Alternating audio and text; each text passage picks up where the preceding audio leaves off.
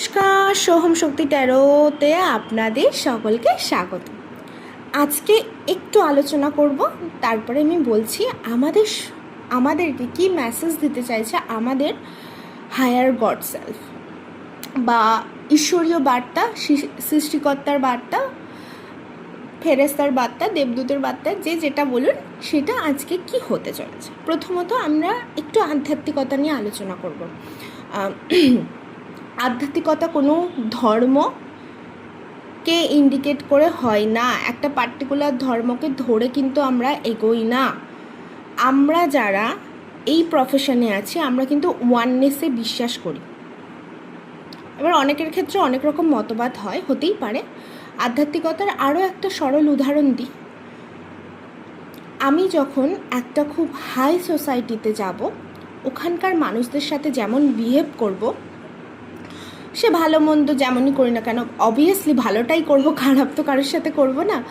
আর সেই সেম জিনিসটাই যখন আমি কারোর বাড়িতে যাব, মাটির বাড়ি, আমি মাটির বাড়িতে বসে খাচ্ছি, আমি তার সাথেও তাই করব, তাকে অবহেলা করব না। এটাকে বলা হয় আধ্যাত্মিকতা।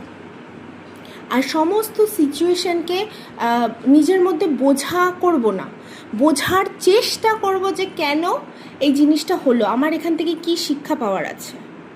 এইটা হলো আধ্যাত্মিকতা। আমরা এখন একটা রং মতবাদ নিয়ে চলি যে আধ্যাত্মিকতা মানে কোনো একটা ধর্ম।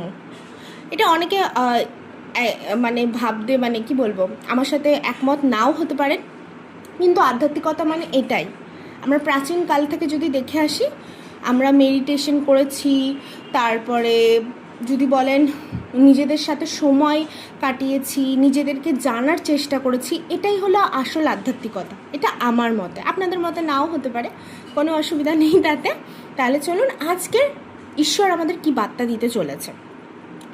প্রথমত আজকের দিনে যদি বলি, ঈশ্বর আমাদের বলতে চাইছে বা সৃষ্টিকর্তা আমাদের বলতে চাইছে আমাদের যে ভেতরের যে জ্ঞান রয়েছে তাকে আগে আমাদের সম্মান করতে হবে, বিশ্বাস করতে হবে।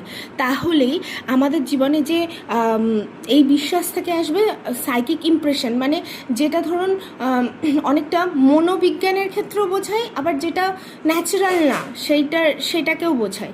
সেই জিনিসটার ওপরে আমাদের কিন্তু বিশ্বাস বাড়বে, বিশ্বাস বা জানার শক্তি আসবে। বিশ্বাস দুর্বলতার জিনিস, জানার শক্তি আসবে আমি বলবো। আর যদি এই জিনিসটা আপনি অ্যাকসেপ্ট করেন তাহলে আপনার ভেতরের জ্ঞানটা আরও বাড়বে, নিজেকে ভালোবাসার শক্তির প্রবণতাটা আরও বাড়বে। আর এরপরেই ঈশ্বর আপনাদের দ্বারাই ইকুয়াল গিভ অ্যান্ড টেক করবে।